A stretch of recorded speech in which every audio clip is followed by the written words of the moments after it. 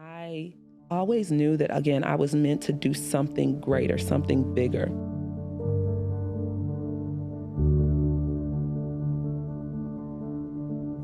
Would you consider ice cream a purpose or a passion? Oh, I think it's both.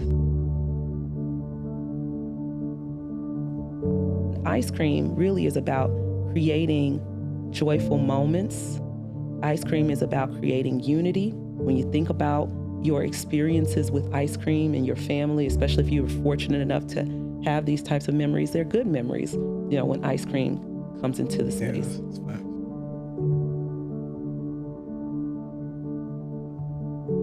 What do you believe sets your ice cream apart from everybody else making ice cream? Again, love. These are things. My product is is delicious because of the energy that is put into it. Energy is transferred, right? Yep. So when you're eating my ice cream, you're really getting to taste the essence of Ida when you're having this ice cream, and that's not something that can be duplicated by anybody.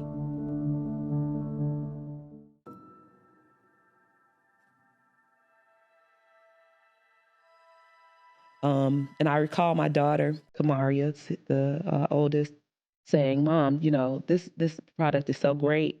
You're gonna be a millionaire with this." And I'm like, I don't know about all that.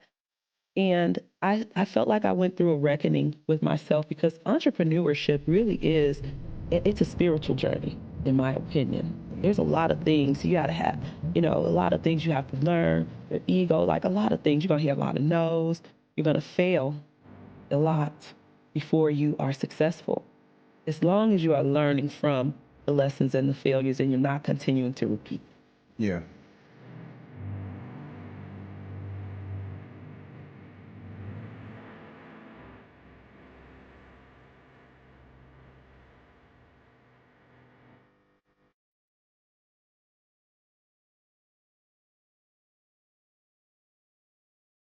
The title of that book, I didn't even. I'm gonna read this to some kids. So you know about the oh my gosh. So I had about the ice cream socials for the kids.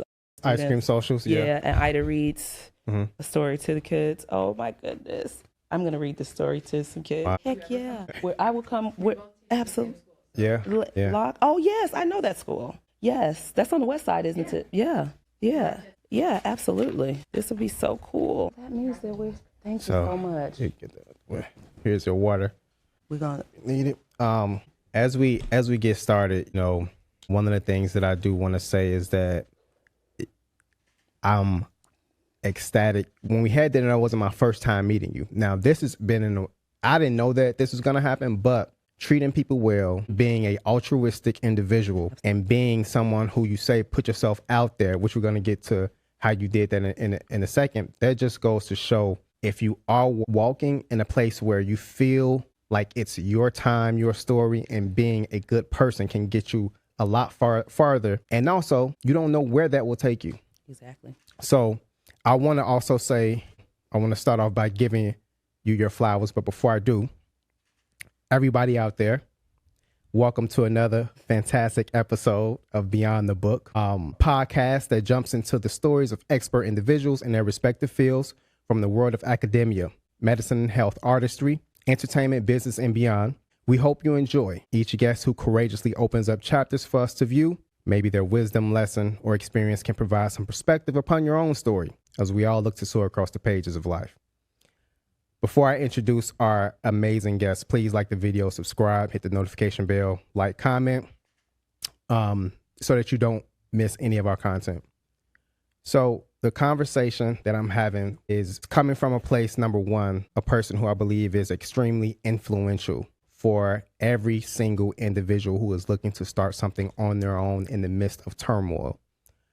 A person who started a business within the midst of a pandemic. Somebody who did not let any other person or individual stop their journey or circumstance put a halt to their journey. I give tremendous joy in introducing a woman who's not just creating ice cream, she's cultivating joy, activism, and Black excellence in every scoop. She is the founder of Ida's Artisan Ice Cream, Chicago's very first locally crafted CBD-infused ice cream, partnering with visionary teams like at Block Club Shy and at Tulip Tree Gardens to blend bold flavor with holistic vibes. She's been honored by Beyonce and the at Be Good Foundation. She's been featured on at ABC7 Chicago, at Chicago Parent Magazine, CBS News, and made her mark at the Taste of Chicago, Vegan Dale Lollapalooza, and even the Museum of Ice Cream. But Ida isn't just a dessert genius. She's a change maker. When Illinois needed someone to help rewrite that dignity, what it looks like in schools, she also helped lead the charge that resulted in a law banning hair discrimination, paving the way for the Federal Crown Act passed in 2022. Because of her and women like her, the next generation can wear their natural beauty unapologetically in the classroom, in the boardroom, and at the ice cream stand as well. And let me just say this, her branding, phenomenal, her mission, soul stirring, her flavors, innovative and delicious. Please help me welcome to Beyond the Book, the brilliant, bold, and beautiful, built from purpose, Ida of Ida's Artisan Ice Cream. Wow. Cameron, How are you? I don't even know what to say after that. I mean, can you please just write my bio? I'll do that. All Absolutely. the Absolutely. things that require a bio. I'm like, wow, listening. I felt impressed myself. Thank you. I wanted to give you your flowers properly. Thank you. As we start this interview, I want to get your whole story, and start from the beginning. So where are you from and where did you grow up? Great question. So I am Ida Nelson, of course, with that beautiful introduction, and I am from the North Lawndale community here in Chicago, Illinois. As I said, or as I proudly say, Lawndale, well, Chicago made me, but North Lawndale raised me. Okay. Okay. Yes, and turned me into all of the things that you were able to see. I am I'd like to say, I am a reflection of what good can come from a place that so many people have disregarded or thrown away. I am the reflection of what North Lawndale really is, which is a place of, ingenuity, a place of hard work, a place where, of culture, a place where, where geniuses are born. That's where I'm from. What was your family dynamic like? It's interesting that you also say, you come from a place where lots of different things come from, and we want to say this for the people and the people in the back. Mm-hmm. Geniuses come from every angle of earth. Absolutely. So let's not put a limitation on people who come from places that are, impoverished or, underrepresented, marginalized, disenfranchised. We already understand what that story is. I want to know what your family dynamic was like and, how did that help or provide some sort of learning experiences throughout your journey? Well, coming from North Lawndale, I will admit that I did have a tumultuous kind of upbringing, product of the 80s. And I don't want to really get too much into it because, my parents' journey was their journey, which helped to propel me to be on my journey. But I was raised by my grandparents in North Lawndale. And it was a simple upbringing, though. I can't say that it was like all bad or whatever, but we lacked resources. I lacked some of the things that were necessary, a lot of the things that were necessary for a typical upbringing of a successful young person, but I persevered. Had my first child when I was 16 years old. Okay, so that kind of gives you a little bit more insight, a little bit more background of, some of the struggles of growing up and coming up in that community. But I did have a strong support from community. It was a little bit different back then. Yeah, it was different. It was, so my grandparents raised me, but my aunts, my uncles, my quasi aunts and uncles that grew up on my block. I had lots of cousins from the block, So that's what my upbringing was like. I was raised by the community. I was raised by Greater Open Door Church and all of the youth leaders that were a part of that circle. My godmother who took me under her wing and decided to love on me. She saw something in me. I had teachers that saw something in me and said, nah, this one here, we're gonna make sure that she is loved, insulated, and protected as much as possible. So that's what my upbringing was really like. If I really want to, when I sit and reflect on it, I could, focus on the things that I didn't have.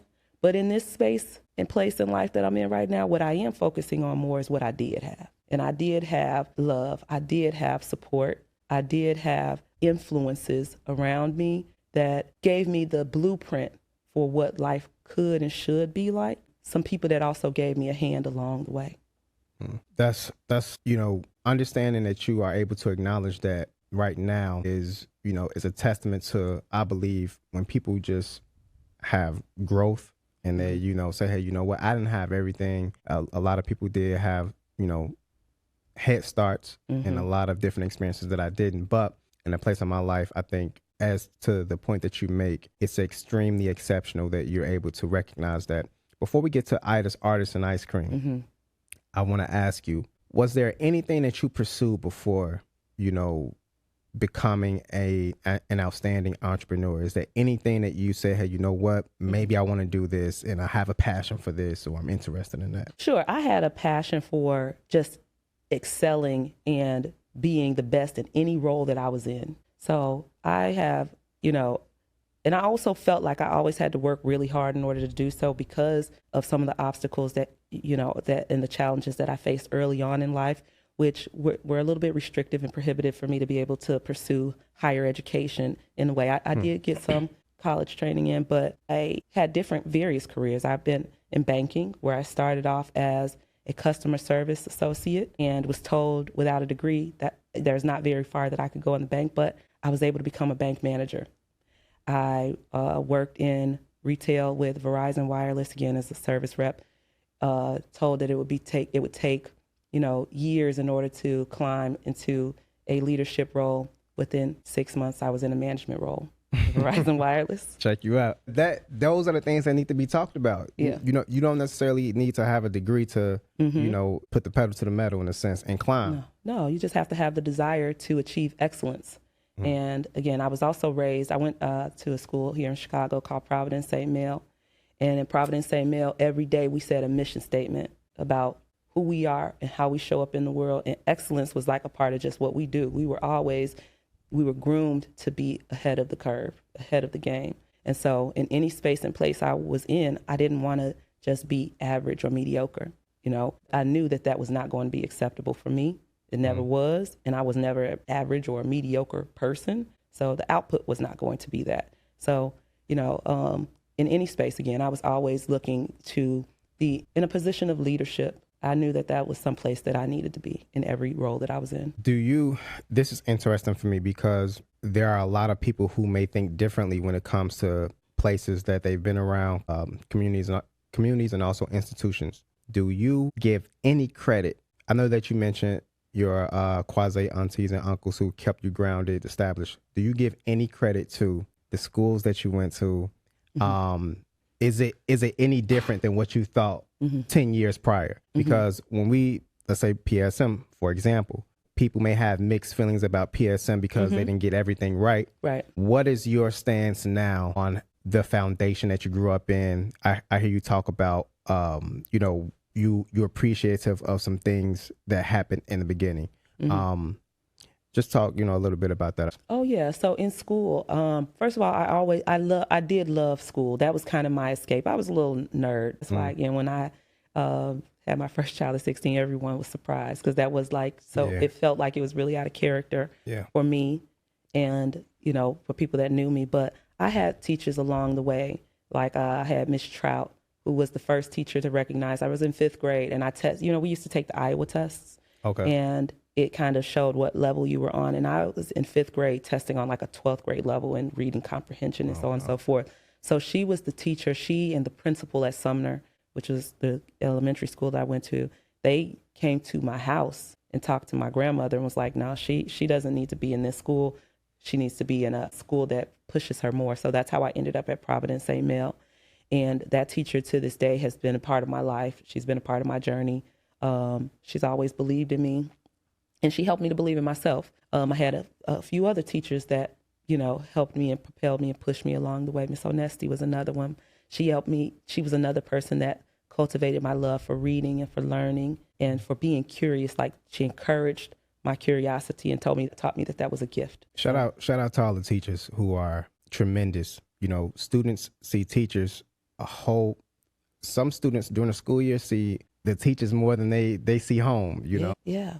I mean, Miss Trout created an after school program that she saw that I needed more and saw that a couple other kids needed more. So she literally created an after school program so that I could have something to do after school, myself and a couple of my other friends. And it became something that we invited other friends to, and it gave us another level of enrichment. And, you know, it was a science program. Okay. So, yeah, you know. Shout out to Miss Trout. Shout out to Miss Trout. Would you consider ice cream a purpose or a passion, and why? Oh, I think it's both. You know, I always knew that, again, I was meant to do something greater, something bigger.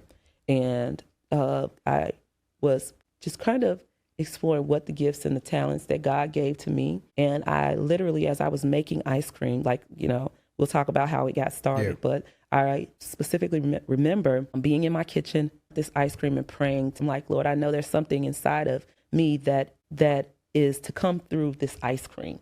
Because this is not like I have had no formal training on how to make ice cream. I taught myself how to make ice cream, right hand to God.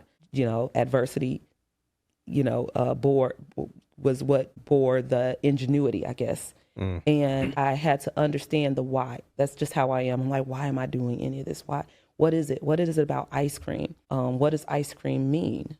And ice cream really is about creating joyful moments. Ice cream is about creating unity. When you think about your experiences with ice cream and your family, especially if you were fortunate enough to have these types of memories, they're good memories, you know, when ice cream comes into the space. You know, and then when you're having an elevated ice cream experience, because there's ice cream and then there is ultra premium. Okay. We gonna get there. Ice cream. And so, yeah, it's about inspiring joy, the brand, because Ida's Artisan Ice Cream is not just about ice cream, it's about me as well. I am a part of the brand. So it's about what is possible. You know, again, when people taste the ice cream, they don't even know that these types of flavors are possible. You know, creating a brand and a business for myself 6 years ago was beyond what I knew was possible. And now I'm getting to live and experience that, and others are getting to go on the journey with me. And so that's what this brand is all about. So you kind of touched on it. And as far as your business, the brand, walk me to what happened before that. So we're in the pandemic. What were you thinking, and why ice cream? You kind of touched on it a bit, but take me through the process of how that started and how did it become Ida's Artisan Ice Cream in the midst of a pandemic? Good question. Okay. So now we're going to get into purpose, and we're going to take it back to December 30th of 2019. I was at work at Rush University Medical Center as an executive assistant, and I was sitting across from coworker Christina, and I was writing out my intentions because, again, I have to always understand why I'm doing what I'm doing. So I was writing out all my intentions for the next year, and at the bottom, the very last one, I was about to write and start a business. And I said, Christina, I was like, but I don't even know what I would do. Why is this on my mind that I should start a business? And I felt like I needed permission to start a business. And Christina said, start a business. And I was like, okay, fine, start a business. And then I wrote Ashe at the end, which is, so it is, and it is so, you know. And I folded it up, 8 pieces, and I put it away. Didn't see it again until I'll tell you when.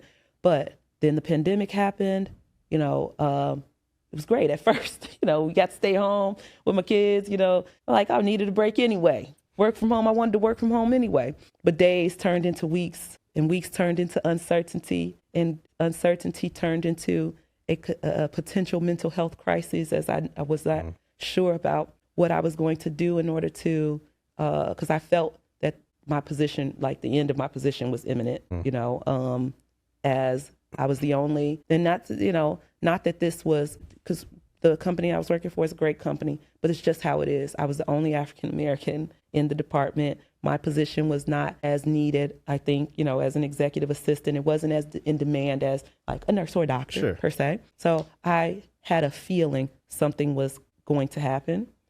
And at the same time, I was just having a lot of feelings of like just a lot of reflections of like who I was, how I was showing up in the world, my career path, and how I had just been working so hard, and it always seemed like it just never was enough. And that there was this glass ceiling for me where people loved me. They would always tell me how much value I'm adding. But again, the moment it's time for something to be cut, the person who would be on the chopping block was always ultimately me. And I did not like the way that made me feel.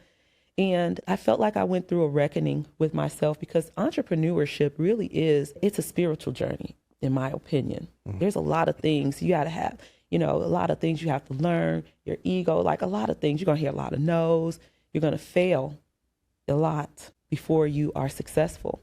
And so I think that this was a space during that pandemic where God was preparing me. And at the same time, spiritually, he was preparing me to want to make some sort of changes in not only my life, but in the world, because there was a lot of unrest in the world as well during that time. We had Ahmaud Arbery, we had George Floyd, we had Elijah McClain, I get emotional thinking about it.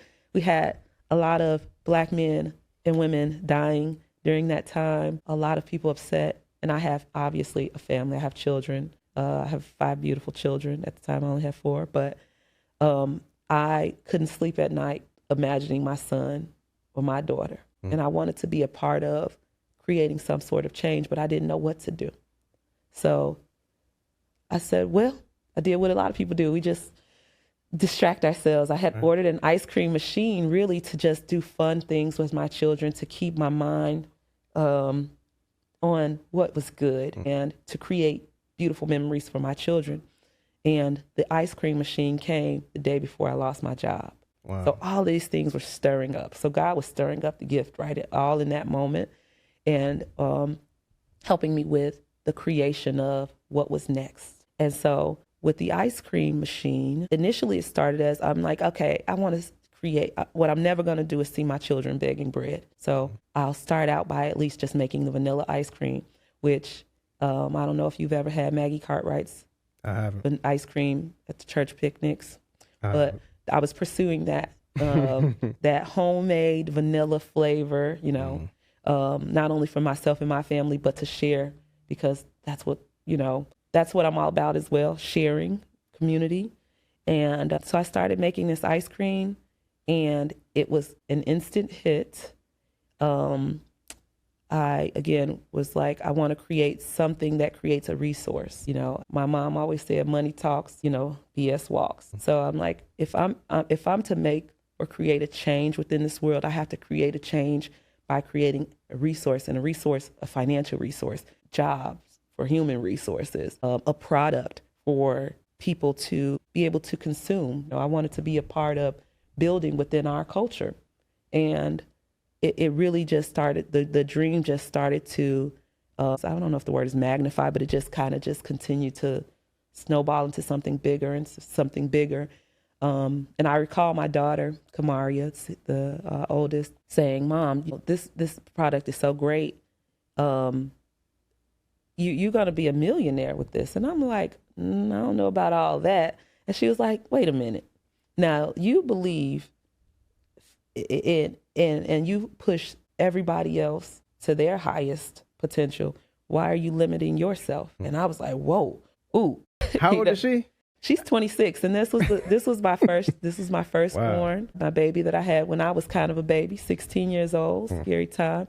But I'm proud to say that she has grown into a woman now. She is an engineer. She's a civil and environmental engineer. Another reflection of what good can come out of North Lawndale, and a reflection of what hard work and dedication can be.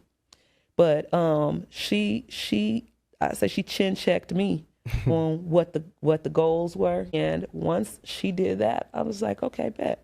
We're going to go ahead and take this to not only, because initially my first ambition really was to be like the snowball lady. Anybody that's from Chicago, we know about a snowball lady. I was like, on every corner. I was just going to be a snowball lady on the corner with ice cream, because that's the thing. I love cooking. I love flavors. I love creating. I love feeding people. And I like being different. So I'm like, everybody else is doing this or everybody else is doing that. Nobody's making ice cream. Certainly not any Black women making ice cream, selling it. So I was going to initially sell ice cream out of my house And I did. I actually started selling ice cream out of my house and out of my car. Man, start with what you have, where you are. You know, that's what I hear a lot. And you have so much, the impact that I believe that you have among so many different people is outstanding. And those moments where you even had to essentially jumpstart yourself, or, you know, got the word from your daughter and she said, hey, you know what, this is how you should be thinking. Because at the end of the day, that same spirit, that same energy, you need to pour it into yourself as well. That's phenomenal. That's phenomenal. When you started inside of your house, did you think, because a lot of people I feel like don't understand this aspect of it, is you can't think about what everybody else think. When you started inside your house, how did you feel about that, and what were you thinking, and what were you telling yourself in that moment? Just like you said, I felt like you have to start from somewhere. I am a totally type B personality. I am a person who is a pivoter, or think on my feet, and a do what you have to do type of person until you can do better. Or my aunt used to say, I don't care how you get there, just get there if you can. And I said, okay, I'm going to start off this way. I did all of the I went and worked on my licenses. I started the process. But I started making the product before I did really any of that. Right. Like, that's that West Side spirit. Like, we'll jump down on making plates in a minute. Yep. So, for sure. So I was like, okay, y'all make the plates. I'm gonna make the dessert, and I literally put on Facebook. I'm like, hey, I'm on the pull up with some homemade ice cream. Who wants some? And everybody was like, me. Bring the dollars first. We worried about all the technical stuff later. We don't worry about all that later. And so start with what you got. I had very little. I mean, obviously, I had just lost my job. I couldn't get through to unemployment. Had a little bit of money saved, and I'm like, okay, I'm gonna take what I have, and I'm gonna get started, and I'm gonna see where it goes. And if it goes well, I guess we had an ice cream business. If it doesn't go well, I guess I'll figure something else out. But in the meantime, in between time, I'm going to get rich or die trying. To quote 50 Cent. Right. Yeah. Right. So, and big shout out to the community, because the community is how I got started. The community rallied behind me, and that's why I pour back into the community so much. I don't know if I could have been as successful as I am if I was in a different space or place. Chicago is the heartbeat for me. And North Lawndale, East Garfield Park, West Garfield Park, like, these are the people that supported me first. And then now we're in place, to help us to get to places like the Museum of Ice Cream, and to Lollapalooza, and McCormick Place, and the list is going on and on and on, Yeah. So big shout out to the community for doing what we do. Yeah. You bring up Lollapalooza. I want to ask you, your branding is phenomenal. The product that you have is outstanding. When it comes to your events, Taste of Chicago, Lollapalooza, what is the step-by-step process in building out essentially a successful event, an event where people, hey, you know what? I know Ida's here. Ooh, that's a good question, because that's what we're working on just right now. But building out a successful event starts with planning really the year in advance for what you're going to do. So, what I learned about through this journey is that there is a distinct difference between running a business and running a business. Talk about it. And so what I started out running a business, that. Right. We're scrappy. We're doing what we got to do. But when you're running a business, you have a business plan. You do forecasting. You use your historical data. You run marketing campaigns. You make sure that you're connecting with the proper people, the decision makers, and making sure you're making informed decisions about how you're running your business. So like right now, as I'm working with the organizers of Lollapalooza, positioning, like, it's not enough to just be inside of the place. That we don't want to just be there.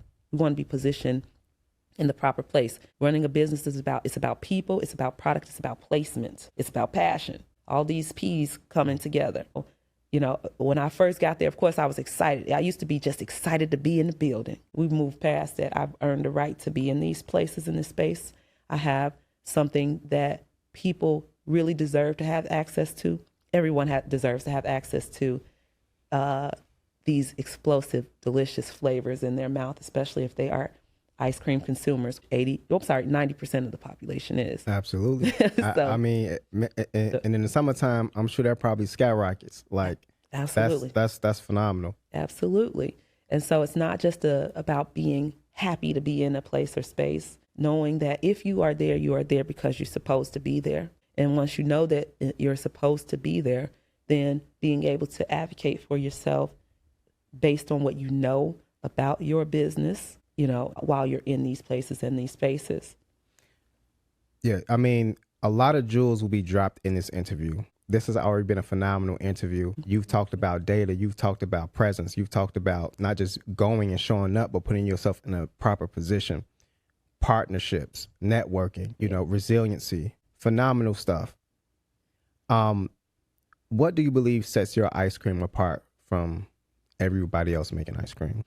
Good question. So the thing that sets my ice cream apart is our flavors, and really the vegan flavors are really they are the showstoppers. They are the real crowd pleasers. They are uniquely flavored blends that take you on a journey. So for instance, we have flavors like our star of the show, our big girl BBL, which is blueberry basil lime on a coconut cream base. We use real herbs in this product. We use real blueberries. So we use real ingredients, and there's real love inside of it. And again, love, these are things, my product is is delicious because of the energy that is put into it. Energy is transferred, right? Yep. So when you're eating my ice cream, you're really getting to taste the essence of Ida when you're having this ice cream. And that's not something that can be duplicated by anybody. We have flavors like Mexican hot chocolate. I've had many things that were a Mexican hot chocolate flavor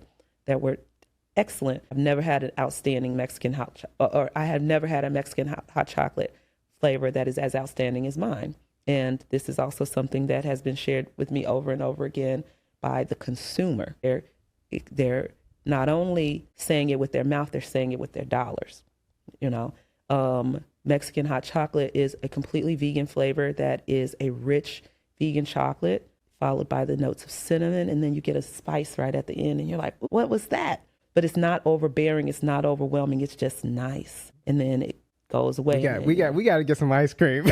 we got to get some ice cream. I'm sorry to cut you off. Go ahead. So these are some of the things that it's the love, it's the care, it's the quality, it's the thoughtfulness behind the procurement of the products and the ingredients. I think, and it's also the data. I don't just, go off the rockets and make up flavors. Although, okay, let me take that back. Sometimes I do but for myself, what are some super unique? But let's talk about the data again, because I want people who are watching that are thinking about being a business owner to understand that it's not just about a great idea. You also have to use data informed. You have to have data informed decisions. My decision to incorporate vegan options was one that was informed by data. When I decided that I did not just want to be an ice cream maker, but I wanted to have an ice cream business, I had to learn a lot about the ice cream market. And during the time that I was making this decision, I learned that I was missing out about 20% of the market segmentation by not offering a vegan option. And I also learned about the trends in veganism or, plant-based. And I had to follow the trends and come up with something that could be inclusive. And also, again, I want to have an inclusive product, And I also was thinking about our people. A lot of them are lactose intolerant. We need to have a different option. So by making that decision, I said, okay, 20% market segmentation, that's enough to go ahead and make the decision to try a vegan product. Tried a few different ones. I tried coconut milk. I tried cashew. I tried I tried a lot of different ones, and landed on the coconut base was the one that did the best in the market. The market told me that this is what I should do, and I saw my sales grow in the vegan. Went from initially I was selling just maybe 25%, 30% increase, or the split between dairy and non-dairy. Yeah. Now we are more so like 65%. Wow. On vegan dairy-free options, more so than over the dairy options. This is what the consumer is picking. Wow. Mm-hmm. Yeah, that's an interesting point. I think that a lot of corporations have seen the switch where people are essentially moving away from dairy. But, oat milk, almond milk, when it comes to mixing their favorite ice creams or, I don't know, coffee-based ice creams, whatever else, Coffee-based one. they may choose a different brand. Yeah, but I was gonna say, but let's not sleep on the dairy options either, because I also have so the thing that sets my dairy options apart is I use a super premium product. When you are having my ice cream, it is elevated. So I don't just make vanilla, I make a salted honey vanilla. Oh, So you're getting creamy, you're getting rich, you're getting savory, you're getting, and it's so versatile. There's so many different things. And I also, I give people thoughts on how they can repurpose this product. So that's another thing that comes along with, and that sets my brand and my product about. My brand and product are all about elevating the experience of the event, the person that's eating it. Even if you're just having a moment on the couch where you're watching your favorite show, it feels elevated. It feels like you want to have your favorite soft cashmere blanket when you're eating this ice cream, because it is pure indulgence. You say that you give people the opportunity to repurpose the ice cream. So like you like take like reimagine it. So so like when we're doing events, we reimagine like what you can do with the ice cream. So the BBL, you take the blueberry basil lime, which is on this beautiful coconut base, and you can have a scoop of that and pour some champagne over it. You just elevated your afternoon, with two things that are beautifully indulgent, Yeah. So yeah, just different ways, sharing different ways to enjoy a simple product. You say you got a salted caramel vanilla base. That's what you Salted honey vanilla. Salted honey. Yeah. Next question. Can you talk about a time within your business where you faced a challenge, you didn't think that it would be as consistent as it could be, and how did you get over that challenge? Well, to run a business is to know that you are going to consistently run into challenges just almost every day. There's so many different things. There's, human resources to manage. There's product management. I have a difficult product, frozen. That is a difficult product to manage. So I'm overcoming challenges daily. A really huge challenge to overcome as a Black woman in America running a business is the lack of access to capital. I have had some support, support in terms of my network that is always like trying to find different events to plug me into, and they're beautiful for doing that. I've had the support of, over the last year or so, I've had an investor approach me with wanting to help to fulfill this vision. But running on slim financial resources for a product, like, if I were in a different space or place, I know that I would have had the funding that I needed to make this a national brand already, because the product is just that excellent. The brand is that excellent. But, as a African-American woman, a huge challenge for us is the lack of access to capital. Less than 5%, I think it may be even less than 2% of African-American women get access to venture capital. So that means that sisters are doing it for ourselves. And that is one of the biggest challenges, because if I had the access to the financial resources, well, then I could build better human resources and really train and develop the workforce in the way that I'd like to do. So I could, potentially have even better or stronger partnerships if I had the financial resources in order to really move the needle on some things that I really, need to move it on in order to see this vision go exactly where I want it to go. So that's something that is challenging, and that I'm constantly working to overcome. So I guess I'll wait to go there. I'll ask you this, just to piggyback off of what you said really quickly. I believe that that's important. Capital is extremely important. Mm-hmm. And having the provenance over and over again to start from a place that not only from your upbringing, but within business and then other different, different ventures, not having a capital there, having everything else, the hard work, the brand, the technicalities, doing the work.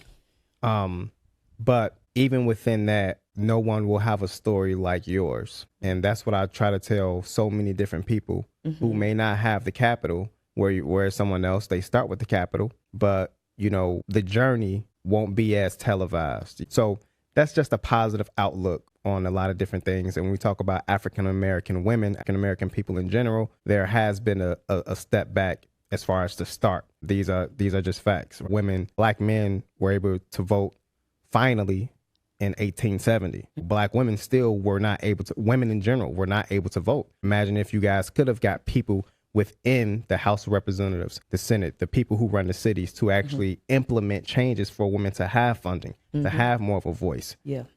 So these are things that should be brought to the forefront when it comes to implementing change and building out resources for African American women.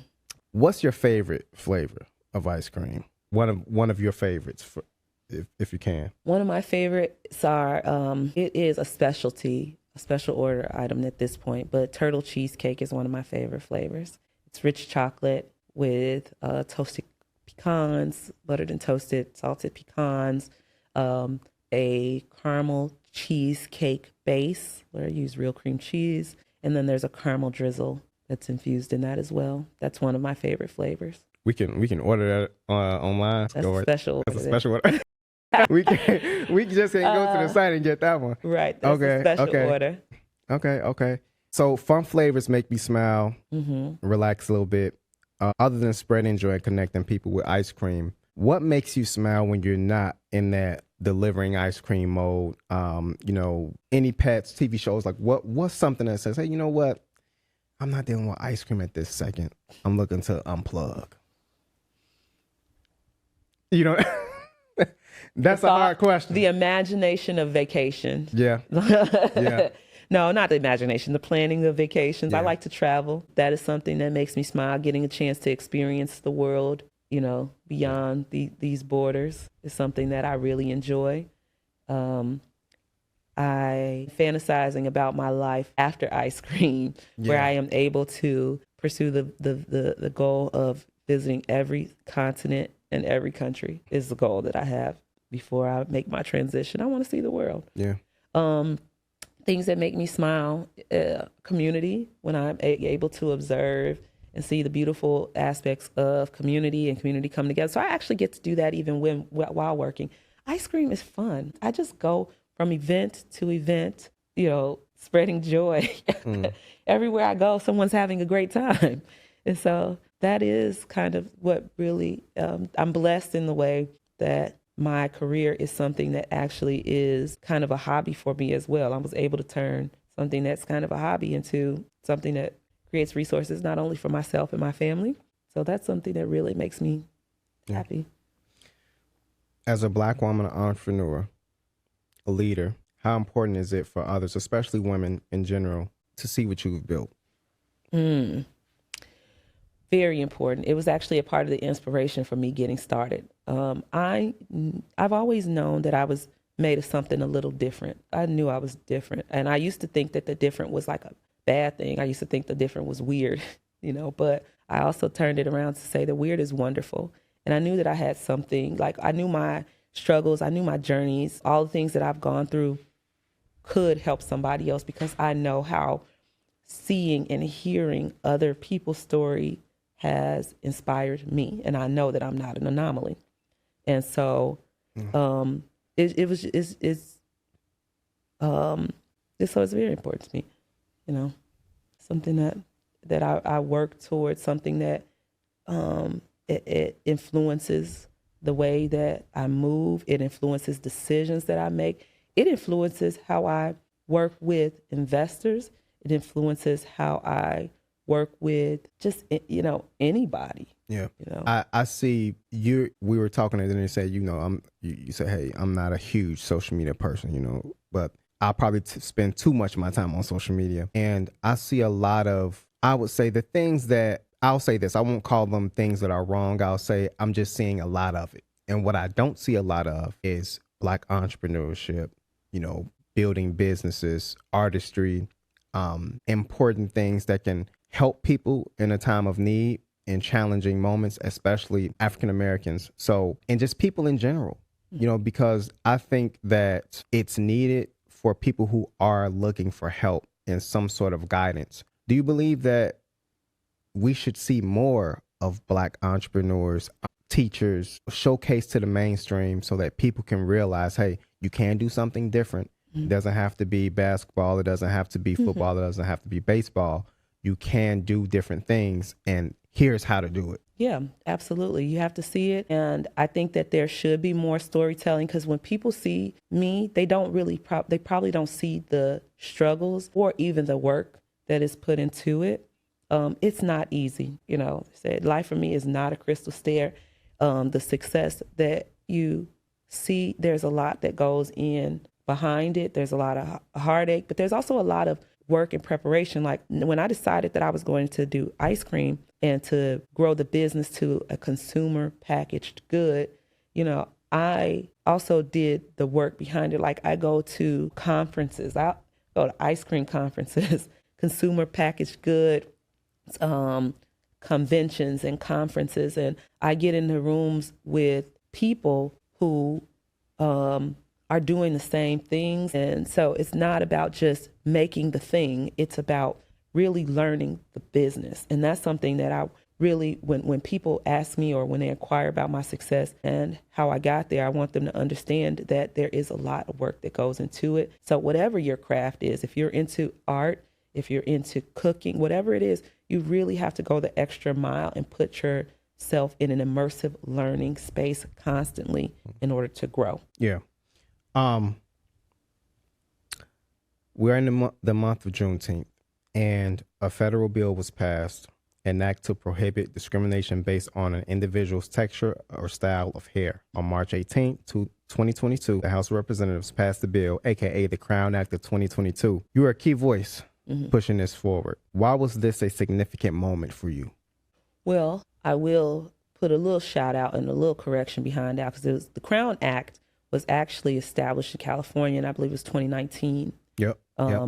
But the Illinois kind of addendum to that, we did get the Crown Act passed in Illinois, but the specific law that came first was the Jet Hawkins law, which was the law that ended hair discrimination for all kids in Illinois, in all schools. And that the word "all" was really important. And it was based on an incident that happened with my son in a private school where he was 4 years old and told that his hair was unacceptable for school, which was problematic for me because, again, I had thought about all of the limitations on who I could be and how it all started mentally. It started with there being some understanding internally that something about me was not acceptable or not good enough, and me wanting to make sure that if nothing else, my children did not have those same obstacles. And not only my children, other children. And I'm like, and it's adults that are putting these parameters around children and really kind of affecting right off the bat their understanding of who they are and how they connect in this world as African American children, or, you know, of children of African descent with this curly hair, you know. Yeah. And so for me, I drew inspiration from my all-time idol, Miss Ida B. Wells, who was always a voice and always an advocate and always stood for righteousness, even when her life was at risk to do so. I felt like it was like my moral obligation to take the knowledge that I had, because Black history was something that was embedded in me. Blessings out for that. Mm-hmm. I had a sense of who I was and how I showed up in the world because I learned about my history. And I'm like, it's really important that I hand that down to the next generation, and that I use the voice that God gave me, because I always got in trouble about my mouth. I always had a problem with my mouth. And I said, okay, it's important that we use that voice for good. And for me, that act alone, like being able to get that law passed with just me, it started with me being unsettled about something. And when you're unsettled about something, and when you really think about the why, and, you know, and then you activate your power inside of you to understand that you do have the ability to create some change. Your voice does matter. And when it happened, and it did matter, and people rallied behind me, and I was able to use a lot of strategy. Like I started out by going directly to the institution, which ironically was the institution that helped raise me too. Right. You know, they gave me a lot of good things, you know, at Providence St. Mel, but they also affected my mental understanding of who I was. I realized that even with me, they taught me respectability politics, that I had to look a certain way in order to be accepted in the world. It wasn't about this. It wasn't about this. It was about this. No, absolutely not. That's absolutely untrue. And we're going to start deconstructing that. And we're going to start with, because when you get down to like a 4-year-old child, when you're telling a 4-year-old child that their hair is unacceptable and that they cannot show up with their hair in a way that is culturally relevant for them, that's problematic. So I still can't believe, as you're talking about this story, I can't believe that we didn't nip that in the bud already. You know, the fact that we still had that bridge to cross when it comes to a person who this is how their hair grows out of their scalp. This is how they're going to style it. It's an issue for when we're trying to be educated. I remember, you know, everybody remembers the book. I'm sorry, the movie, Remember the Titans. And you had the little white girl and you had the black girl, right? And they went to, I believe, Coach Boom's house. And the white girl's looking at the little black girl like, what you got on? You know, her hair's done. You know, she got her nice dress on. White girl just got a t-shirt and jeans. I'm like, you know why you dress like that? It's because black people had to make sure that they upheld this image of perfect, to walk inside of someone's home, to go to school, to even be acknowledged by anybody outside of their race. Yeah, absolutely. So with the thing with the law, that was also another kind of thing for me there was an opportunity to model the process for people as well. I started out by going directly to the person that had an alt wit. You're supposed to go, when you got an alt, I went directly to them. I said, hey, we got an issue. I'd like for us to correct that. Ego said no. Okay. Next step, I took it to the court of social media, and I had social media rally behind me. I used my platform. So that's another thing that was a beautiful thing about having that ice cream brand as well. And also by just being, part of community. I was able to go to my community and say, hey, I need you guys to help me to amplify my voice on this, because this isn't right. And this is something that is affecting our children and our ability to be, to be free as a people. The community jumped right in on it like, hey, absolutely, this is unacceptable. Then I went to the media, and then I started writing the senators and other local politicians who are here to help really amplify the voice of the people. So that incident happened in March. By May, we had a law on the books. By August, we had a bill signing. By January, we had a law that was changed. But it wasn't enough to change. I said, oh, no, we're not going to just change.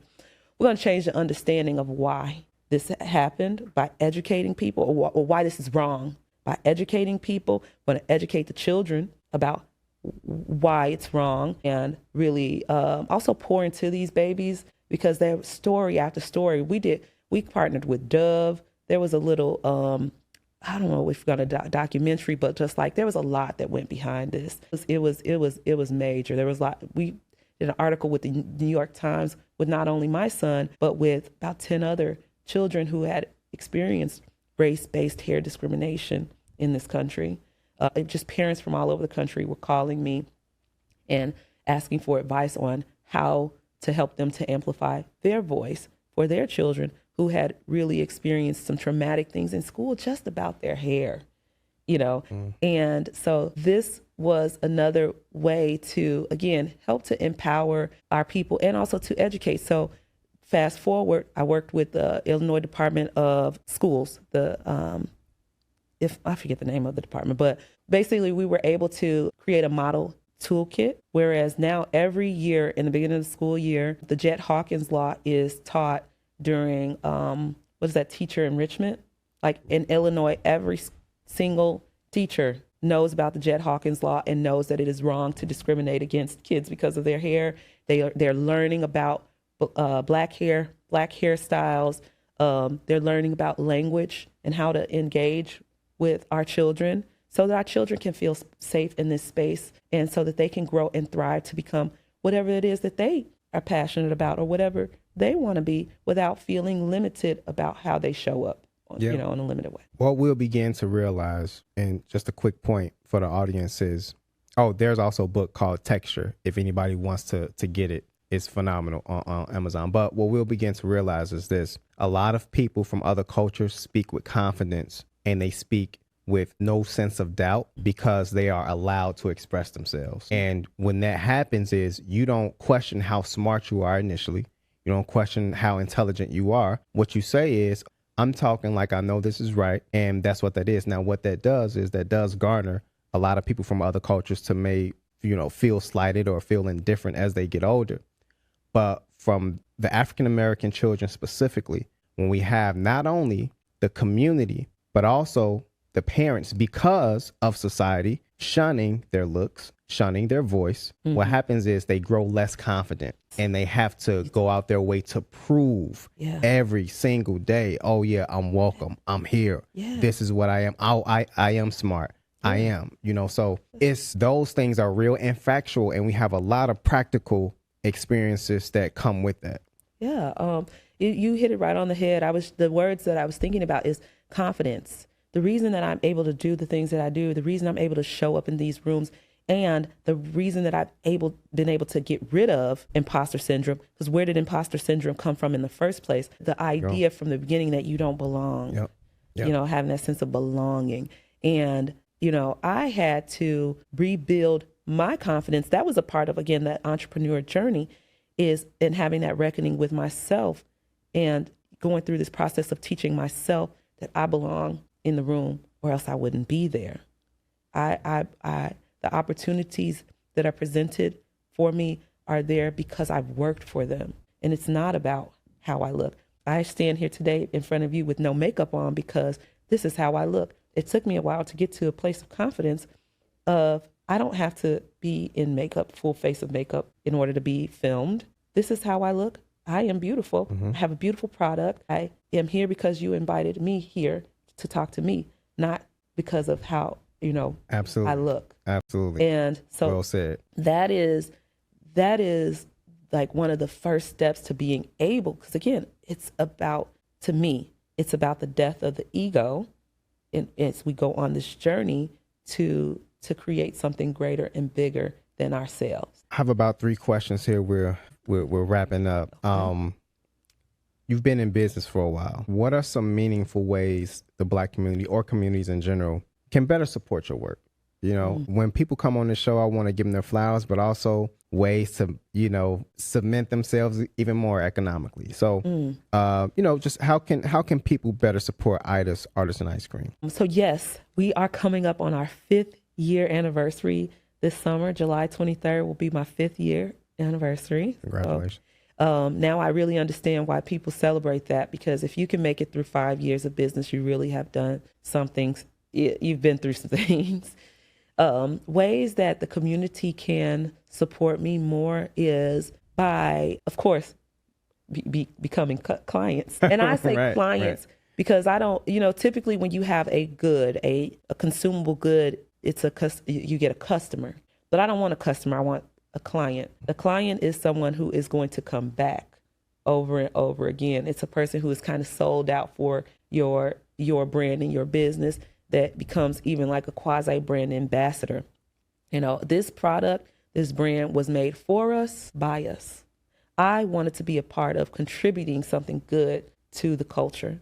And so the thing that the culture can give back to me is by helping me to amplify this brand, by putting it all over the place, by talking about it, by not only talking about it, but by buying it, and by encouraging others to buy it and to experience it. I'll state the obvious as well. The way that the culture can support me is by not only thinking of me when you need a sponsor, but also thinking about me or finding a way to connect with a sponsor so that you can purchase the product, because this is I'm already in a space, again, of under-resourced, but taking the resources that I have and trying to stretch them and spread them throughout our community by, giving things to the kids or creating jobs for the youth. I've given out scholarships. These are things that this brand within this 5 years has already produced. And in order to be able to do it and do it on a larger scale, I need support Yeah. that way. Wow. I mean, you've done a lot of phenomenal work. You said giving out scholarships and stretching smiles across all cultures and communities. Yes. I want people to support individuals who are trying to make the place that we live in, that we wake up to every day, a better place to be, and put these kinds of people on Front Street, because at the end of the day, you are unique, you are passionate, you've been doing it for a while, you are trusted, you have experience, you're knowledgeable, you're creative. The list goes on and on. You know, I gave you your flowers in the beginning. So these are moments where I really feel like I want to showcase that, and also let just more, I mean, a lot of people already know, but I want to be a part of the movement that pushes, you know, individuals forward. What's your message if you know, people watching, entrepreneurs, you know, if they want to leave with something, what's your message to entrepreneurs, creatives, and business women working to build something beautiful? You know, what wisdom would you leave them with? Ooh, that is a big question. The wisdom that I would leave someone with is trusting yourself in God. You know, trust your vision and then pour into it. Your vision is yours, and it's not for anyone else. Like I said, I don't have the vision to build the tallest building in the world. I don't have the vision to, you know, I don't have the vision to climb Mount Everest. That vision. Right. Me neither. That's Me not my neither. I ain't vision. got that one. But I did get really solid on what my vision was, which is to create the change that I wanted to see and to use my product to be the conduit to create that change, from a financial space for not only myself, but for my community, to change the way that people see us and what the vision is about what Black excellence is. It was definitely my vision to be a part of that. So my wisdom is, whatever it is that your vision is for your life, hunker down on that, invest in that, pursue that, and believe that you have the ability to see that thing through. It all comes from within you, you know. So that is kind of that is just some of the things that help me to get through. I really keep sight of my vision and my intentions every single day. I keep them in front of me. So even when something is not going right, I take a step back and understand that everything is not going to go perfect. Also, actually embrace failure. A failure is fail stands for first attempt in learning. If you are not failing often, that's because you're not trying to do anything different. Embrace the failure. That means that you are learning, you are growing, you are stretching yourself, and you're becoming better. As long as you are learning from the lessons and the failures and you're not continuing to repeat them. Yeah.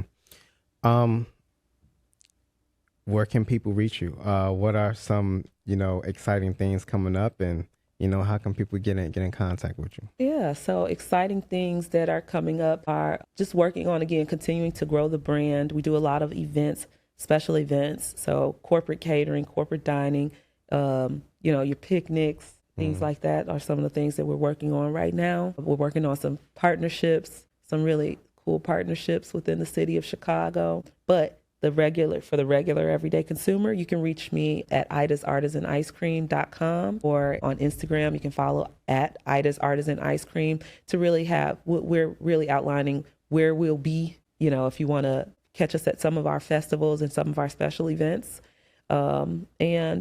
Or you can email me if you have some questions or want to learn more about the brand, or, you know, if you have some questions about some special events for yourself, you can email me at info@idasartisan.com. Your business does DoorDash as well, right? Grubhub. Okay. Grubhub. Okay. Yeah. As we end the interview, I do have 7 phrases that go beyond the book. Okay. I'll say a phrase, and you can just tell me whatever comes to mind. It doesn't, you know, however you think, whatever comes to mind, just say it. Okay. That's fine with me. First phrase: family. Everything. Power. Internal. The past. Informs the future. The present. Is a gift. The future. Is bright. Education. Essential. Life. Beautiful. Ladies and gentlemen, this has been a phenomenal interview with Ida. Please like, comment, subscribe. I'll see you guys on the next episode of Beyond the Book. We can wrap it. Thanks.